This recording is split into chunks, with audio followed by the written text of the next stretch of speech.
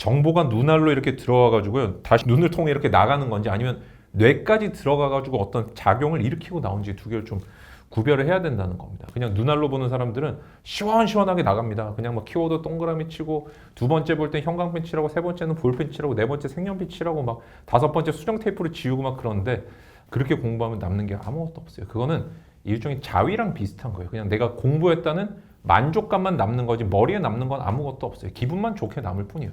진짜 공부는 뭐냐면요.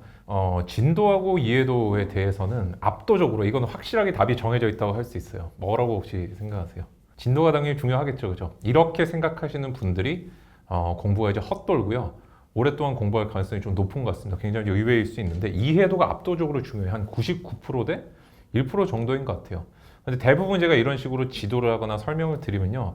아니 변호사님 근데 뭔가 하나 이해한다고 막 오랫동안 붙잡고 있어가지고 진도가 못 나와서 시험장에다 못 보면 어떡하나요? 근데 그거는 다른 문제인 게 이해도를 높일 때도 여러 번 이거를 난이도가 낮은 것부터 반복해서 보는 전략들이 있거든요. 그러니까 중요도랑 목표랑 수단을 조금 구별해야 됩니다. 이해도를 확보하는 건 목표고요. 이해도를 확보하기 위한 어떤 수단이 반복인데 그 반복도 많은 분들이 이제 기출 회독이라든지 아니면 중고등학생 분들이 뭐 시험 전에 3회독을 하겠다 이런 경우가 많은데 이거는 써 있는 활자 위를 눈알이 그냥 스치고 지나가는 그런 걸 말하는 게 아니에요. 저는 이제 눈알 회독이라고 표현하지만은 원래 정확한 명칭은 그 우리 교육 심리학에서는 유지 시연이라 그래요. 유지 시연, 메인터넌스 리허설이라 그러는데 뭐냐면은 사람이 머리가 이제 단기 기억하고 장기 기억 두 개가 나눠져 있잖아요. 그죠? 이거는 굉장히 많은 분들이 알고 계신 사실인데 단기 기억 같은 경우는 우리가 뭔가를 들었을 때 제가 예를 들어서 이 뭐 영상을 보시거나 아니면 우리 PD님이 제가 15초 전, 20초 전에 했던 말 혹시 기억나세요?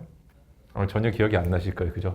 이런 식으로 순간적으로 15초, 20초 있다가 사라지는 걸 단기 기억이라고 그럽니다. 그 다음에 장기 기억이라는 게 있는데 예를 들어가지고 뭐 내 전화번호라든지 아니면 우리 집 주소라든지 어머니 아버지 성함 같은 거는 죽을 때까지 아마 안 까먹지 않을까요? 그죠? 이런 것들이 장기 기억화가 된 건데 단기 기억하고 장기 기억은 이렇게 시간적으로 얼마만큼 남느냐 차이가 있는데요. 사람들이 많이 착각하는 게 반복하면 기억이 강화된다. 맞아요. 근데 단기 기억도 강화될 수 있고요. 반복하면. 장기 기억도 강화될 수가 있어요. 근데 단기 기억은 아무리 반복을 많이 해도 있죠. 어느 순간 시간이 지나면 없어져요. 그러니까 굉장히 오랜 기간 동안 유지되는 단기 기억일 뿐이에요. 이런 경험 웬만한 사람들 다 가지고 있어요. 중고등학교 때 막 중간 기말고사 기간에 한 1, 2주 정도 바짝 공부한 거 다음 학기 되면 다 까먹지 않나요? 그죠? 뭐 수학 공식 같은 거 써서 외운 사람도 있고 그런데 이해 없이 그냥 외운다든지 아니면 뭐 세계사라든지 뭐 한국사 같은 거 역사 같은 것들 막 무지하게 사회문화 이런 거 막 외워도 다 까먹지 않나요? 특히 또 성인 수험생분들 같은 경우는 내가 뭔가 회독했다 그래가지고 특히 막 기출 회독 그래가지고 기출 선지 같은 것들 막 키워드 외우고 그냥 아무런 이해 없이 반복하는 거 이거를 유지시연이라고 해요. 무슨 뜻이냐면은 단기 기억에 남아있는 애를 유지시키고 붙잡기 위해서 뭔가 14, 20초를 점점 뭐 20분, 20일로 늘리고 싶은데 얘는 영구적인 기억으로 장기 기억으로 보존이 되지가 않아요. 그럼 장기 기억의 어떤 반복법은 뭐냐면요. 그 어떤 정보나 대상을 분리해서 보는 거예요. 분리란 말이 굉장히 어려운데 쉽게 하는 방법이 뭐냐면은 내가 이거를 내가 아는 가장 쉬운 말로 기존에 알고 있던 말이 있잖아요. 이걸로 바꿔서 설명을 볼 수 있어야 됩니다. 제가 그래서 지도하는 학생들한테 항상 부탁을 하는 게 뭐냐면은 할머니 공부법이라고 했어요. 영상도 많이 올려놨단 말이에요. 우리 할머니가 이해할 수 있을 정도로 쉬운 말로 바꿔서 설명해보라. 이러면 대부분 분들이 변호사님 너무 어렵다. 이 관두는 분도 막 있어요, 처음에.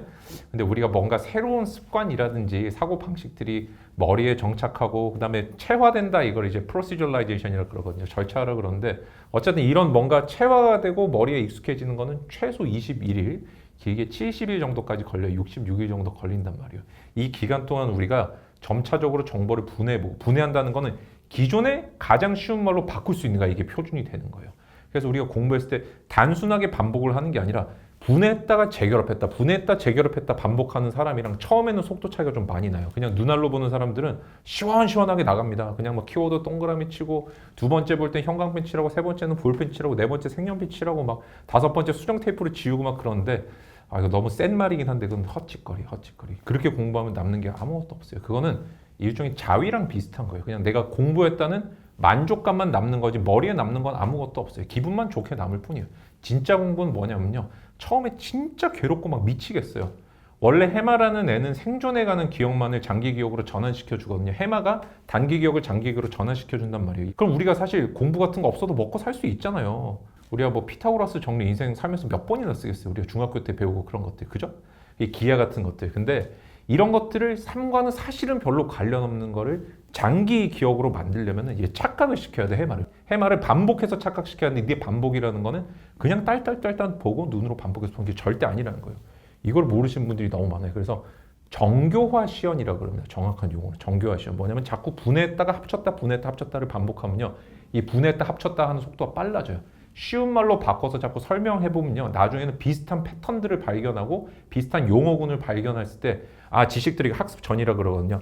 요런 모양으로 내가 지식이 생겼으니까 뭐 예를 들어서 별표를 한번 분해해본 사람은 별표도 이제 다비드 모양 별표도 있고 그러니까 꼭지점이 5개인 별표도 있고 6개도 있고 뭐 8개도 있고 다양하게 있을 수 있지 않겠어요. 그죠? 이런 것들을 분해할 수 있는 능력들이 더 많이 생기는데 그냥 눈으로 보고 바른 사람들은 그런 능력이 안 생겨요. 그래서 공부 잘하는 사람과 못하는 사람을 봤을 때 똑같이 책을 반복해서 보고 그냥 키워드 똑같이 겉으로 보면 아무도 몰라요. 근데 더 중요한 건 머릿속으로 어떤 사고가 일어나고 있는지. 그러니까 정보가 눈알로 이렇게 들어와가지고요. 다시 눈을 통해 이렇게 나가는 건지 아니면 뇌까지 들어가가지고 어떤 작용을 일으키고 나온지 두 개를 좀 구별을 해야 된다는 겁니다. 그래서 가장 중요한 건 우리가 진도를 빼려고 노력하는 게 아니라 처음에는 더디고 그렇더라도 이런 중요한 습관을 만들어가지고요. 대부분 학생들이 어떻게 하는 줄 아세요? 특히 중고등학생 분들 중에 막 방학 때 이제 무슨 인강만 들으신 뭐 개념 강의 듣는다, 뭐 유형 강의 듣는다, 이런 뭐 기출 강의 듣는다 이런 이제 분들 보면은 하루에 뭐 7강 듣는 분도 있고 성인 중에는 기본적으로 5강, 6강씩 이제 특히 2차 시험 선행하는 분들 막 그런 분들 많이 있는데 절대로 그러면 안 돼요. 그러니까 내가 내 힘으로 책을 읽어가지고 이해할 수 있는 진도만큼만 강의를 듣는 게 정상적이고 그게 공부고 머리에 남아요. 변호사님 그럼 강의 듣는 메리트가 없지 않나요? 원래 강의는 엄청난 메리트가 있는 게 아니에요. 근데 내가 뭔가 내 힘으로 뺄 수 없는 진도, 사실은 진짜 강의의 메리트는 뭐냐면 난이도를 낮춰주는 거예요. 내가 자료를 모두 다 찾아가지고 이게 말하자면 챗 GPT 같은 거, 옛날 시대의 챗 GPT. 내가 원래는 자료를 다 리서치하고 이게 어떤 의미인지 보조교재 찾고 검증하고 논문 보고 막 어디 성인 같으면 그래야 되는데 이거를 강사님이 다 해주니까 뭔가 이걸 활용하는 느낌으로 이제 자꾸 접근을 해줘야 되는데 속도를 빠르게 나가겠다. 아니에요. 이해의 속도는 사람마다 정해져 있고 훈련을 하면서 이게 점차 좀 빨라지긴 하지만은 처음부터 막 내가 하루에 사실 2강 정도 내용밖에 1강 정도 내용밖에 이해 못하는데 이걸 6강, 7강을 듣는다? 공부가 아니에요. 그래서 절대적으로 우리 수험생 분들이 자꾸 생각을 해줘야 되는 거는 공부의 목표는 이해도를 높이고 이해도를 통해서 이해랑 암기는 같은 말이에요. 그러니까 우리가 반복해서 뭔가를 자꾸 되뇌는 거는 암기가 아니에요. 그거는 언젠가는 떠날 기억이란 말이에요. 뭐 20일이 지나든 20분이 지나든 20초가 지나든 그냥 날아가는 기억이고 암기가 됐다는 거는 영구적인 기억으로 장기 기억화가 됐다는 뜻인데 이건 정교화 말고는 방법이 없어요. 우리가 교육심리학의 부호화 이론이라는 게 있어요. 정교화의 방법이 세부적으로 한 4가지 정도가 나오는데 뭐 맥락하든지 심상을 하든지 그런 것들이지만 모두 다 내 기존 지식을 갖고 분해해보는, 다시 말해서 내가 쉬운 말로 자꾸 설명해 보면서 이게 내게 되는 거예요. 그러니까 공부를 했을 때 뭔가 여러 번 그냥 반복해가지고 변호사님 저는 시험 때까지 3회독 할 겁니다. 이런 막 공부 안 되는 헛 공부하지 마시고 자꾸 정말로 내가 이게 말로 설명이 될까?